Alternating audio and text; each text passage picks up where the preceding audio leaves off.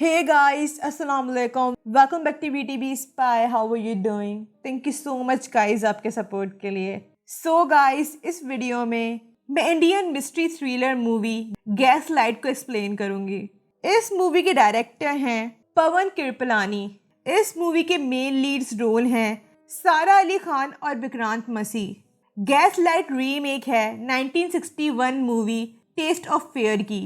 Gas light एक average script वाली movie है और इस मूवी की कास्ट की एवरेज परफॉर्मेंस है. विक्रांत मसीह एक बहुत आउटस्टैंडिंग एक्टर हैं, लेकिन वो भी इस मूवी को सुसाइड करने से नहीं बचा पाए. इस मूवी की कहानी बहुत ही कॉमन कहानी है जो रोजमर्रा की मूवीज में देखने मिल जाती है. इस मूवी को देखकर आप इस मूवी की एंडिंग आराम से प्रिडिक्ट कर सकते हैं, लेकिन लास्ट का एक ट्विस्ट मुझे पर्सनली पसंद आया. लेकिन वही बात हुई ना, स्टोरी कॉमन है, मूवी वन टाइम वॉच है. अब बात करते हैं मूवी के प्लॉट पर. एक wheelchair bound girl Misha अपने पैलेस 15 साल बाद आई होती है और इन सालों के दौरान उसका अपनी फैमिली से कोई राब्ता नहीं होता. मीशा के फादर रतन सिंह ने मीशा को लेटर लिखा होता है कि अब वो घर वापस आ जाए, लेकिन जब वो महल जाती है उसे मालूम चलता है कि रतन सिंह मिसिंग था. और मीशा की स्टेप मॉम रुकमणी का कहना था कि रतन सिंह बिजनेस ट्रिप पर गए हुए हैं. लेकिन मीशा को रुकमणी का रत्ती भर भी यकीन नहीं होता और उसे पता था कि रुकमणी झूठ कह रही है उससे. मीशा को पता था कि उसके फादर के साथ कुछ तो बुरा हुआ है. अब मीशा के साथ महल में पैरानॉर्मल एक्टिविटीज होने लग जाती हैं. उन एक्टिविटीज से मीशा को लग रहा था कि रतन सिंह का मर्डर हो गया है और अब उनकी रूह इस महल में भटक रही है. अब मीशा सच का पता लगाना चाहती थी और इसमें उसका साथ रतन सिंह का राइट हैंड कपिल दे रहा था. गाइस, इस वीडियो में मेजर स्पॉयलर्स हैं. Gas light Disney plus Hotstar पर रिलीज हुई 31 मार्च 2023 में. IMDb पर गैस लाइट को मिले हैं 5.1 स्टार्स आउट ऑफ 10.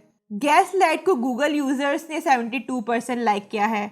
गाइस, अगर आपने BTB स्पाई को अभी तक सब्सक्राइब नहीं किया तो इसे ज़रूर सब्सक्राइब कर लें और साथ में बेल आइकन भी ज़रूर प्रेस कर दिएगा ताकि मेरी न्यू वीडियो आने की अपडेट आपको मिल जाए. Okay guys, let's get to it the movie. Misha को पता था कि उसके फादर के लिए मीशा उनके काम से ज़्यादा ज़रूरी है और वो मीशा का कितने सालों से इंतज़ार कर रहे हैं. और जब मीशा वापस महल आ गई है तो अचानक वो कैसे गायब हो सकते हैं. जिस रात मीशा महल आती है उसी रात उसे अपने फादर का साया दिखाई देता है. मीशा साया फॉलो करते करते स्टेयर्स से गिर जाती है. अब मीशा के डर के मारे पूरे महल के लोग रतन सिंह को महल में ढूंढ रहे थे, लेकिन उन्हें कोई ट्रेस नहीं मिलता रतन का. मीशा उस रात को सो नहीं पा रही थी. उसे अपने फादर का ज़हूर हो रहा था कि उसके फादर उसके आसपास हैं. मीशा को पियानो ट्यून भी सुनाई देती है और ये ट्यून वही थी जो उसके फादर ने मीशा की बर्थडे पर बजाई थी. वही रूम में प्रोजेक्टर पर अचानक उसके फादर की वीडियो चल जाती है. जब वह स्क्रीन के पास जाती है उसका कोई हाथ पकड़ लेता है और उस इंसान के हाथ में ब्लैक ग्लव्स थे. जब मीशा ये बात रुकमणी और बाकी घर वालों को बताती है कोई उसकी बात पर यकीन नहीं करता, लेकिन मीशा को यकीन था कि उसके फादर के साथ कुछ तो गलत हुआ है. मीशा का डाउट तब ज़्यादा पुख्ता हो जाता है जब एक औरत टेंपल में मीशा से कहती है कि उसके फादर की डेथ हो चुकी है और मीशा अपने फादर से कम्युनिकेट करे. रतन सिंह का साया मीशा से कहता है कि वो इस महल से फौरन चली जाए. नेक्स्ट डे अचानक रतन सिंह की कॉल आती है मीशा के लिए. वो बस मीशा को फॉर्मली पूछ रहे थे कि मीशा कैसी है और वो कितने दिनों बाद बात कर रहे हैं उससे. मीशा को कुछ अजीब लग रहा था क्योंकि रतन सिंह की आवाज़ में कोई गर्म जोशी नहीं थी मीशा के लिए. मीशा को पता था कि ये उसके फादर नहीं बल्कि कोई और आदमी है. उसी रात मीशा को अपने फादर का साया फिर दिखाई देता है. जब मीशा उसे फॉलो करती है गैराज में कार में रतन सिंह की डेड बॉडी पड़ी होती है. मीशा बहुत कोशिश करती है लॉक खोलने की, लेकिन दरवाज़ा जैम होता है.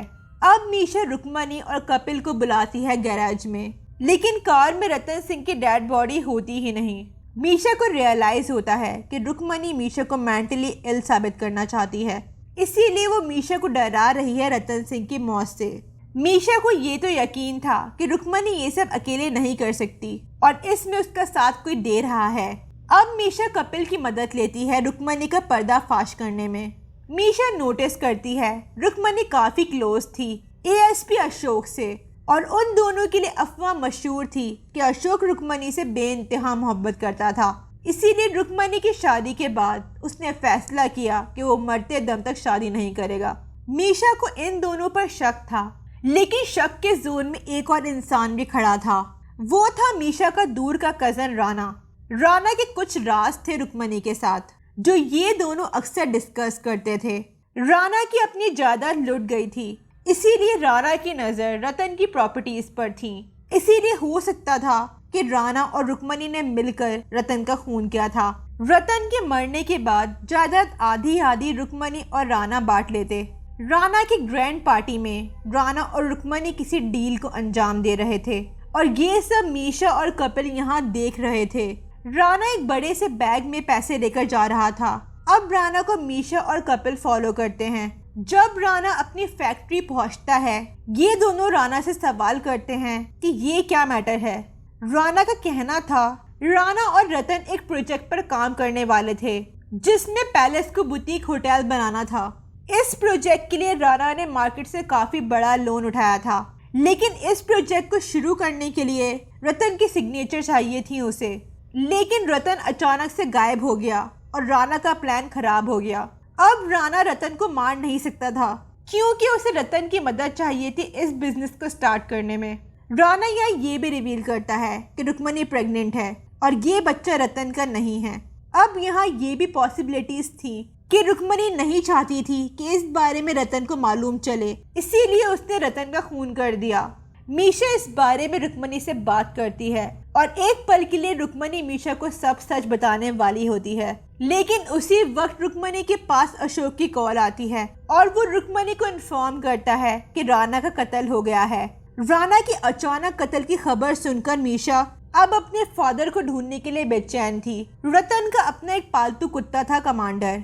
मीशा कमांडर को रतन का बटन सुंघाती है और कमांडर फौरन महल के पूल की तरफ भागता है। मीशा अपने ड्राइवर पदम को कहती है कि वो पूल के अंदर जाकर चेक करे। पहले पदम को पूल के अंदर से कुछ नहीं मिलता, फिर अचानक पदम को पूल के बॉटम से एक डेड बॉडी जंजीरों से बंधी हुई मिलती है और वो लाश रतन की थी और उसकी बॉडी पर प्लास्टिक था और हाथ और पैर रस्सी से बंधे हुए थे। अब मीशा को यकीन हो गया था कि उसके फादर का कत्ल हो गया है और बॉडी इसी महल में कातिल ने छुपा कर रखी थी। मीशा ने अपने फादर की लाश ढूंढ ली थी। अचानक कोई मीशा को किडनैप कर लेता है। जब वो होश में आती है, पदम कार में मरा हुआ था और यहाँ रिवील हो जाता है कि कपिल और रुक्मणी मिले हुए थे। कपिल मीशा की कार दरिया में गिरा देता है। रुक्मणी और कपिल का अफेयर चल रहा था और ये बात रतन को पता चल गई थी। कपिल जब 10 साल का था वो महल चोरी करने के लिए आया था, लेकिन रतन ने उसे पकड़ लिया और उसे माफ कर दिया। कपिल की एजुकेशन और लाइफ का एक्सपेंस रतन अदा कर रहा था। रतन को रुक्मणी और कपिल के बारे में पता चल गया था। इस तरह कपिल और रुक्मणी की लाइफ तबाह हो जाती। इसीलिए अब कपिल का रतन को मारना जरूरी था। कपिल ने राना को इसलिए कत्ल किया था क्योंकि राना रुक्मणी को ब्लैकमेल कर रहा था बिजनेस लोन्स के चक्कर में। रुक्मणी और कपिल का प्लान था मीशा को महल बुलवाने का, ताकि ये दोनों मीशा को रतन की मौत से डराएं और मीशा को मेंटली इल साबित कर दें। रतन की सारी दौलत की आखिरी वारिस मीशा थी, तो अगर मीशा मेंटली इल साबित हो जाती तो सारी दौलत रुक्मणी के नाम हो जाती और रुक्मणी और कपिल अपनी जिंदगी ऐश आराम से गुजारते। अब मीशा को रतन की डेड बॉडी मिल गई थी, इसीलिए कपिल को मीशा को भी मारना पड़ता है। कपिल 10 साल की उम्र से रतन का वफादार था, लेकिन जब वो 20 साल का हुआ रतन उसे अपना गुलाम समझने लग गया और वो हमेशा कपिल को अपनी पावर का रौब दिखाता था। एक दिन कपिल ने रतन का सूट पहन लिया। इस पर रतन ने कपिल को कहा कि उसकी औकात नहीं है इस सूट को पहनने की, और रतन ने पूरे महल के सामने कपिल को न्यूड कर दिया। उस दिन कपिल की नज़र में राजा रतन की इज्जत खत्म हो गई और उसे यकीन हो गया था कि जो इंसान दौलत के साथ पैदा होता है वो मगरूर और बेरहम होता है। और ये भी एक वजह थी कि कपिल ने रतन का खून किया। रुक्मणी रतन की दूसरी बीवी थी। रतन की पहली बीवी ने खुदकुशी कर ली थी और मीशा का एक बार एक्सीडेंट हुआ था जिसकी वजह से वो व्हीलचेयर बाउंड हो गई थी। रुक्मणी रतन की लाइफ में पहले से थी जब वो मैरिड था। फिर उसकी पहली बीवी मरने के बाद रतन ने रुक्मणी से शादी कर ली। मीशा अपने फादर के इस फैसले से खुश नहीं थी, इसीलिए वो महल छोड़ के चली जाती है। रुक्मणी को शादी के बाद पता चलता है कि रतन के और औरतों के साथ भी ताल्लुकात हैं और वो रुक्मणी को बिल्कुल वक्त नहीं देता था, इसीलिए रुक्मणी का इंटरेस्ट कपिल में आने लग गया था। रुक्मणी को रतन की दौलत से कोई लगाव नहीं था, उसे तो अपने होने वाले चाइल्ड की फिक्र थी। Okay guys, let's get to it, the ending. Ashok को मीशा की डूबी हुई कार मिलती है, लेकिन उस कार में पद्म की लाश थी, लेकिन मीशा की लाश नहीं मिली थी उसमें। कपिल को इस बात पर यकीन नहीं हो रहा था क्योंकि कार पैक थी पूरी और मीशा ऐसे सरवाइव नहीं कर सकती थी। रुक्मणी को भी ये बात हजम नहीं हो रही थी। रुक्मणी एक राज छुपाने के लिए और मर्डर नहीं कर सकती थी। जब कपिल रुक्मणी को बताता है कि मीशा की लाश नहीं मिली दरिया से, वो अब डर गई थी और वो फौरन कपिल को घर आने के लिए कहती है। अचानक से महल की पावर कट ऑफ हो जाती है और पूरा महल अंधेरे में डूब गया था। उसी वक्त इस फैमिली के फिजिशियन डॉक्टर शेखावत महल आते हैं। उनका कहना था कि मीशा की डेथ हो चुकी है और वो मीशा की डेड बॉडी अपनी आंखों से देखकर आ रहे हैं। रुक्मणी कंफ्यूज थी कि अगर मीशा मर चुकी है तो ये कौन औरत है जो मीशा बनकर इस महल में आई थी। अब अचानक वो औरत व्हील चेयर से उठती है और उसका कहना था कि वो फातिमा है। फातिमा कंफर्म करती है कि मीशा ने 1 हफ्ते पहले सुसाइड कर ली थी। फातिमा कर्जदार थी रतन सिंह की, क्योंकि रतन सिंह ने उसके एजुकेशन का एक्सपेंस उठाया था। एक दिन वो मीशा से मिलती है मेंटल हॉस्पिटल में, जहां फातिमा काम करती थी। मीशा की एंजाइटी बहुत बढ़ गई थी और उसे सुसाइडल थॉट्स आते थे। फातिमा मीशा की अच्छी दोस्त बन गई थी और वो पूरी कोशिश करती थी कि वो मीशा को रतन सिंह के अच्छे कामों के बारे में बताए ताकि मीशा की नफरत अपने फादर के लिए खत्म हो जाए। आखिर मीशा मान जाती है अपने फादर से मिलने के लिए, लेकिन एक दिन अचानक रतन सिंह की कॉल्स आना बंद हो जाती हैं और मीशा को लग रहा था कि उसके फादर कभी उसे चाहते ही नहीं थे, इसीलिए वो खुदकुशी कर लेती है। अब इस वजह से फातिमा और डॉक्टर शेखावत जानना चाहते थे कि आखिर रतन सिंह के साथ क्या हुआ, क्योंकि अचानक से रतन सिंह ने मीशा से कांटेक्ट खत्म कर दिया था। रुक्मणी ने मीशा को बहुत सालों से नहीं देखा था, इसीलिए उसके लिए फातिमा को मीशा मानना ज्यादा मुश्किल नहीं था। इसीलिए फातिमा कार से बाहर निकलकर ऊपर सरफेस पर आ गई थी। अब यहाँ रुक्मणी को पता चल गया था कि उसने कितनी बड़ी गलती कर दी है। वो फातिमा से माफी मांगती है कि रुक्मणी इस महल से हमेशा के लिए चली जाएगी। इवन उसे दौलत भी नहीं चाहिए रतन की।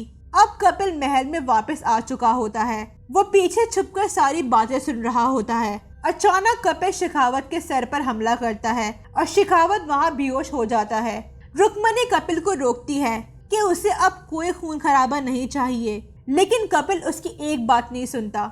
रुक्मणी देखती है कि कपिल रतन की दौलत के पीछे मरा जा रहा है और इसीलिए वो फातिमा को भी मार देगा। रुक्मणी मैग्नम गन से कपिल के कान के पास शूट करती है ताकि उसे थोड़ा होश आए और वो फातिमा को जाने दे, लेकिन कपिल का पागलपन खत्म ही नहीं हो रहा था। जब कपिल रुक्मणी से गन लेता है, गन का ट्रिगर दबता है और रुक्मणी को गोली लग जाती है और वो पूल में गिर जाती है। कपिल रुक्मणी की मौत नहीं देख पा रहा था। फातिमा वहां से छुपकर भागती है और कपिल उसका पीछा करता है। जब कपिल फातिमा के पास पहुंचता है, फातिमा के हाथ में राइफल होती है। कपिल फातिमा को गुस्सा दिलाता है अपनी बातों से, जिससे वो फातिमा के हाथ से राइफल छीन लेता है। जब कपिल फातिमा को मारने के लिए ट्रिगर दबाता है, राइफल बैकफायर हो जाती है क्योंकि बैरल के अंदर फातिमा ने रतन का बटन डाल दिया था। इस तरह कपिल की वहीं मौत हो जाती है। मूवी के एंड में फातिमा को अफसोस होता है कि उसके महल में आने से कितनी मौतें हो गईं, लेकिन उसे इस बात की खुशी थी कि रतन सिंह की दौलत किसी लालची इंसान के हाथ में नहीं आई है, बल्कि रतन की सारी दौलत मीशा फाउंडेशन में चली गई थी।